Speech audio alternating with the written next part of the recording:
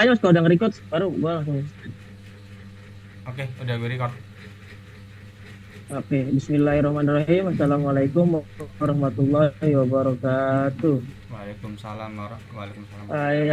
Izinkan kami dari kelompok satu akan mempresentasikan tugas kelompok kami yang berjudul dampak work-life balance terhadap kesehatan mental karyawan. Dari kelompok satu ini kami terdiri dari saya sendiri dengan Bobi Setiawan, Ihsan Aulia Rahman, Muhammad Yusuf Baskara, Muhammad Ivan Firmansyah, dan yang terakhir dari saudari Fitri Ramadhani. Oke, selanjutnya kami akan menjelaskan konten yang terdiri dari yang pertama ada pendahuluan, dan yang kedua ada metode penelitian, yang ketiga hasil penelitian dan pembahasan, dan yang terakhir ada kesimpulan. Mungkin selanjutnya Mas. Oke, baik. Terima kasih Mas Bobi. Di sini saya akan menjelaskan terkait pendahuluan dari proyek kami, yaitu dampak work-life balance dalam kehidupan karyawan. Di sini untuk latar belakang yang terjadi, yang pertama, keseimbangan kehidupan kerja atau work-life balance adalah sebuah kemampuan seseorang untuk mengatur waktu dan tenaga secara efektif antara pekerjaan dan kehidupan pribadi.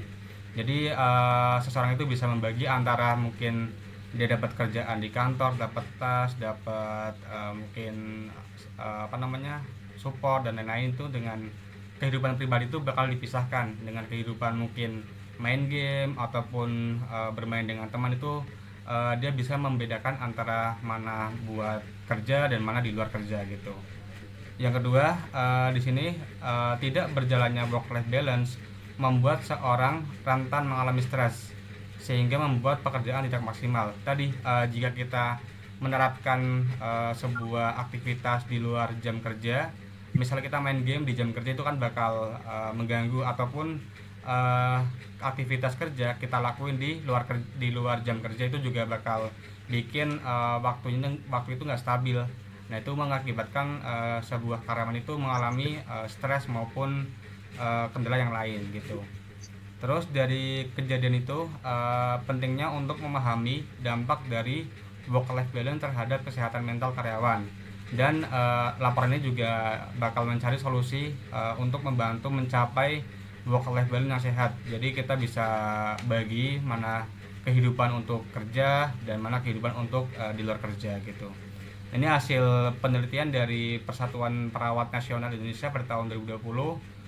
Terdapat presentasi bahwa kendala stres, pusing, kurang istirahat ini lumayan besar untuk karyawan ya, di angka 50,90%. Jadi emang dampak dari tidak bisa menjaga antara kehidupan kerja dan kehidupan di luar kerja itu masih berantakan gitu. Next, selanjutnya. Selanjutnya, adapun tujuan dari laporan ini atau penelitian ini, yang pertama, kita bisa mengidentifikasi faktor-faktor yang mempengaruhi work life balance, seperti mungkin kebijakan perusahaan dimulai dari jam berapa sampai jam berapa, terus dari lingkungan kerja toksik atau sehat, nyaman, dan lain-lain. Terus dari dukungan sosial juga pengaruh ya, dari temen itu bakal ngaruh ke kehidupan work life balance, maupun dari faktor-faktor individu gitu. Terus yang kedua, kita dapat menganalisis dampak work life balance terhadap kesehatan mental. Seperti di sini kita bisa mempertimbangkan beberapa faktor. Yang pertama, tingkat stres, depresi, kecemasan, dan kualitas tidur. Nah, kita cek untuk masing-masing dengan kondisi yang sekarang, si karyawan itu dalam tingkat stres, tingkat depresi itu dalam kondisi normal, rendah, atau tinggi. Kalau misal dia lagi tinggi, kita bisa mengajukan sebuah ide untuk mengatur untuk work life balance yang sehat gitu. Terus yang ketiga, kita dapat mengembangkan rekomendasi dan strategi. Tadi ketika kita sudah melakukan analisis, terus ada indikasi yang menyebabkan stres itu tinggi atau depresi tinggi, kita bisa mengajukan sebuah rekomendasi atau solusi untuk mengatur agar work life balance itu menjadi sehat maupun lebih nyaman gitu. Selanjutnya, Untuk metode penelitian bakal dijelaskan sama Mas Yusuf, silakan. Jam berapa sampai jam berapa, terus dari kelas kerja, topik atau hasil juga ngaruh ya, dari teman itu bakal ngaruh ke kehidupan balance, maupun dari faktor-faktor ini diimpak work balance terhadap eksperimental. Seperti di sini kita bisa mempertimbangkan beberapa faktor masing dengan kondisi yang sekarang dalam kondisi normal, rendah atau tinggi, mengajukan sebuah ide untuk mengatur. Kita dapat mengembangkan rekomendasi dan terus ada indikasi yang menyebabkan stres juga rekomendasi atau sehat maupun lebih nyaman gitu. Selanjutnya, silakan. Oke, terima kasih Mas Ivan. Work-life balance yang penelitian yang kami lakukan itu, kita pertama membahas terkait penelitian menjadi 5 tahap yang kami lakukan. Salah satunya persiapan terkait penelitian yang kita dari orang-orang yang akan kita lakukan berbagai alat uji seperti misalnya survei ke tiap orang dan mengumpulkan data. Kita masuk ke tahap pengumpulan data. Di tahap pengumpulan data ini, kita mengambil sampel-sampel dari setiap orang yang sudah kita menjadikan target pasar atau target penelitian kita. Kemudian selanjutnya, pada target penelitian tahapan pengumpulan ulang data, di mana pada tahap ini adalah tahap pengumpulan ulang data. Jika data-data pada tahap pengumpulan di tahap kedua itu belum terakumulasi secara maksimal, maka di tahap ketiga ini kita akan melakukan pengumpulan data untuk mengkonfirmasi kembali terkait data kebutuhan-kebutuhan atau data-data yang dibutuhkan dalam penelitian yang kita kembangkan saat ini. Selanjutnya, terdapat tahapan tahapan terakhir pengumpulan data, di mana tahapan terakhir pengumpulan data ini berkaitan dengan tahapan untuk memutakhirkan data-data yang sudah kita kumpulkan di tahap pengumpulan data, kemudian kembali ke tahap pengumpulan ulang data. Maka di tahapan terakhir pengumpulan data ini kita memutakhirkan kembali data-datanya, baik itu data-data secara kuantitatif yang kita lakukan dengan survei ataupun data-data kualitatif yang kita lakukan dengan interview. Jadi selanjutnya di tahap setelah melakukan tahapan pengumpulan data, kemudian tahap pengumpulan data dan tahap terakhir untuk pemutakhiran data, maka tahap selanjutnya adalah tahap proses pengolahan data. Tahap proses pengolahan data ini adalah tahapan di mana kita memproses data-data penelitian yang kita lakukan menjadi sebuah sampel, di mana sampel nanti sampel tadi kita akan uji dan kita juga akan membuat hasil penelitian atau pembahasan terkait survei atau data kuantitatif yang kita lakukan. Jadi dalam prosedur penelitian ini terdapat 5 tahapan yang akan membantu proses penelitian kita, yang kemudian nanti terkait sampel dan lokasi penelitian akan dijelaskan oleh teman saya. Tapi pada tahapan ini, tahapan persiapan itu adalah yang terpenting, karena tahapan persiapan itu menjelaskan terkait keseluruhan tahapan-tahapan yang selanjutnya akan dilakukan, seperti misalnya pengumpulan data ulang, dan lain sebagainya. Untuk prosedur penelitian yang kita lakukan ini akan menggunakan metode survei, dan kemudian metode survei ini yang akan kita olah datanya. Mungkin itu saja. Mungkin selanjutnya. Oke, selanjutnya akan dibahas oleh teman saya terkait populasi data dan teknik pengumpulan data. Silakan. Lalu ada berikutnya, ada poin populasi dan sampel. Populasi dalam penelitian ini adalah karyawan dari berbagai sektor industri di Jakarta. Sampel akan diambil menggunakan teknik purposive sampling, di mana karyawan yang dipilih adalah karyawan yang bekerja di perusahaan yang memiliki kebijakan work-life balance yang sudah terstruktur dan sudah bekerja minimal 1 tahun. Lalu berikutnya ada poin teknik pengumpulan data.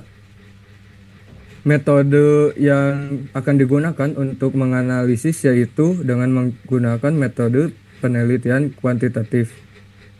Dalam metode ini, peneliti akan menggunakan pendekatan kuantitatif untuk mengumpulkan data dan menganalisis secara statistik. Selanjutnya,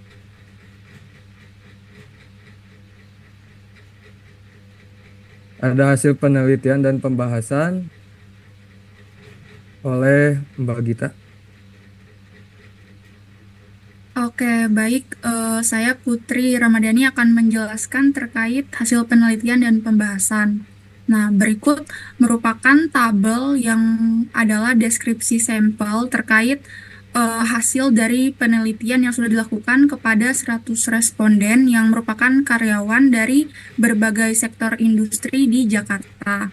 Nah, hasil penelitiannya itu sendiri terdiri dari 3 kategori, yaitu usia, jenis kelamin, dan juga lama bekerja. Dengan detail kategori itu usia ada dari 20 hingga sampai lebih dari 50 tahun, jenis kelamin pria dan wanita, lalu durasi lama bekerja mulai dari 1 hingga lebih dari 10 tahun. Nah, ini sudah dilakukan survei terhadap 100 orang tersebut dan angka-angkanya merupakan ada di bagian tabel di sebelah kanan. Nah, ini merupakan perbandingan dari segi chart.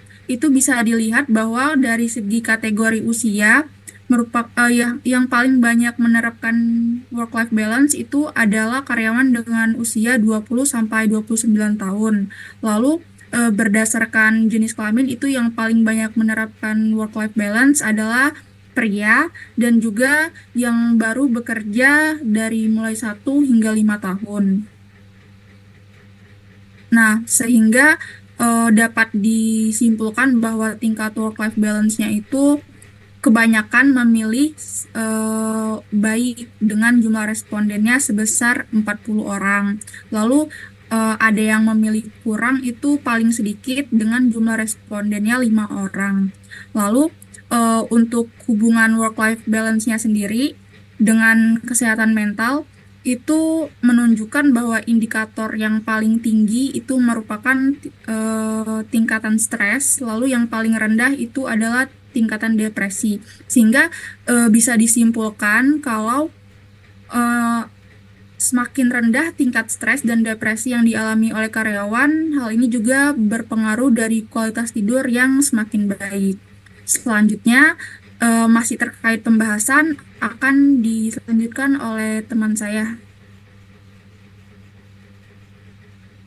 Baik, saya di sini akan menjelaskan hasil pembahasan yang telah disampaikan oleh Saudari Putri. Yang pertama ada interpretasi hasil. Yang pertama, tingkat stres dengan korelasi negatifnya sebesar minus 0,75.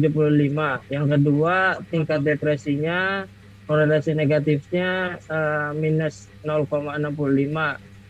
Yang terakhir, kualitas tidurnya dengan korelasi positifnya 0,70. Dan yang kedua, konteks teorinya. Dari konteks teori ini, yang pertama terdiri dari teori keseimbangan kehidupan kerja. Yang kedua, keseimbangan antara pekerja dan kehidupan pribadi untuk meningkatkan kesejahteraan psikologis. Kemudian dari hasil pembahasan selanjutnya ada perbandingan dengan penelitian sebelumnya. Dari perbandingan sebelumnya ada dua perbandingan. Yang pertama yaitu dengan konsisten dengan penelitian sebelumnya. Yang kedua, contoh penelitian oleh Allen et al. Kemudian ada implikasi penelitian. Yang pertama ada fleksibilitas jam kerja, kemudian ada cuti yang memadai, dan yang terakhir program kesejahteraan karyawan. Boleh selanjutnya.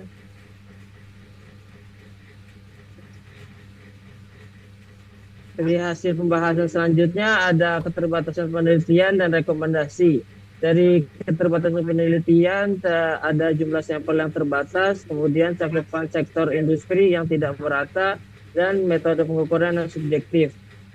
Yang terakhir rekomendasi yaitu eksplorasi faktor lain, intervensi praktis, dan metode penelitian yang beragam. Mungkin pembahasan selanjutnya ya kesimpulannya oleh selanjutnya Mas Ivan. Oke, baik, terima kasih. Dari penjelasan dari teman-teman, kita sampai kepada kesimpulan di mana yang pertama, keseimbangan antara pekerjaan dan kehidupan pribadi atau work-life balance berpengaruh pada kesehatan mental karyawan. Disebutkan tadi pada analisis di mana untuk data tersebut banyak ya, dari usia, dari lamanya bekerja, maupun dari itu menyebabkan bahwa si karyawan itu dapat mengatur work life balance dengan baik dengan tingkat stres yang rendah gitu. Terus yang kedua, dari hasil penelitian menunjukkan bahwa ketika karyawan bisa mengatur work life balance dengan baik, karyawan mengalami tingkat stres yang rendah, lebih sedikit risiko depresi, dan tidur yang lebih nyenyak. Jadi dengan data yang tadi 0,70 untuk kualitas tidur mempengaruhi bahwa si karyawan itu dalam tingkat stres yang rendah dan dalam depresi yang rendah juga, seperti itu. Yang terakhir untuk kesimpulannya, untuk meningkatkan work life balance terhadap karyawan, perusahaan dapat mengimplementasikan kebijakan seperti fleksibilitas jam kerja, misal dari jam 8 sampai jam 4 atau sampai jam 5. Jadi agak teratur ya untuk pengaturan dari schedule jam kerjanya agar si karyawan bisa mengatur mana buat kerja, mana buat kehidupan pribadi. Yang kedua, ada cuti yang memadai, di mana harusnya karyawan dapat akses atau dapat kebijakan untuk melakukan cuti. Nah, mungkin dari perusahaan bisa mengatur agar karyawan bisa melakukan cuti di mungkin tiap bulan sekali atau 2 bulan sekali, jadi agar si karyawan dapat melakukan sebuah refreshing di luar jam kerja, seperti itu. Terus yang terakhir, dapat juga untuk melakukan rekomendasi program kesejahteraan karyawan. Jadi mungkin ditambah fasilitas maupun dengan perangkat-perangkat elektronik juga bisa menambah untuk work life balance dari karyawan menjadi lebih sehat maupun lebih nyaman, seperti itu. Oke, mungkin itu untuk kesimpulannya. Untuk selanjutnya saya kembalikan lagi ke Mas Bobby. Mungkin cukup sekian penjelasan dari kelompok kami, kelompok pertama. Apabila ada kekurangan dalam penyampaian, mohon dibukakan maaf yang sebesar-besarnya. Billahi taufiq wal hidayah. Assalamualaikum warahmatullahi wabarakatuh. Waalaikumsalam. Waalaikumsalam warahmatullahi wabarakatuh. Oke.